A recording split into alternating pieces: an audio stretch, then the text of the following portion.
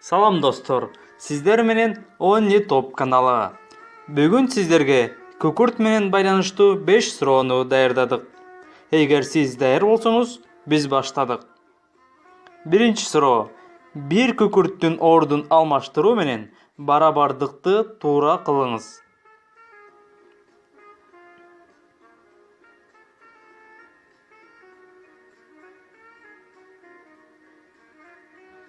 Туура жооп. 4 санындагы бир күкүрттүн ордун алмаштырып 11 кылсак, барабардык туура чыгат. Экинчи суроо. Сүрөттө 10 күкүрттүн жардамы менен ачкычтын сүрөтү берилген. 4 күкүрттү алмаштыруу менен 3 квадратты пайда кылыңыз.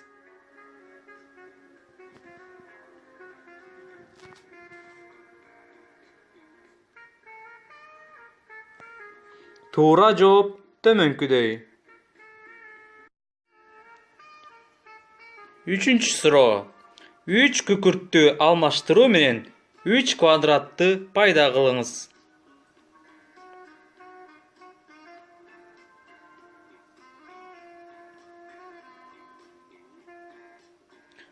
Туура жооп сүрөттөгүдөй. Төртүнчү суроо. Бакалдын ичинде алча турат. 2 күкүрттүн орун алмаштыруу менен алчаны бакалдын сыртына калтырыңыз. Негизги шарт бакалдын түзүлүшү өзгөрбөш керек.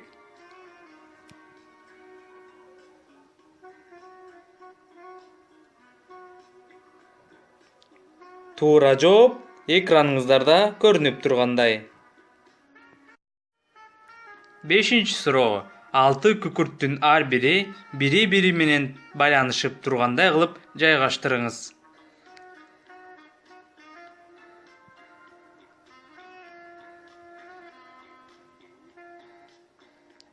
Туура жооп төмөнкүдөй.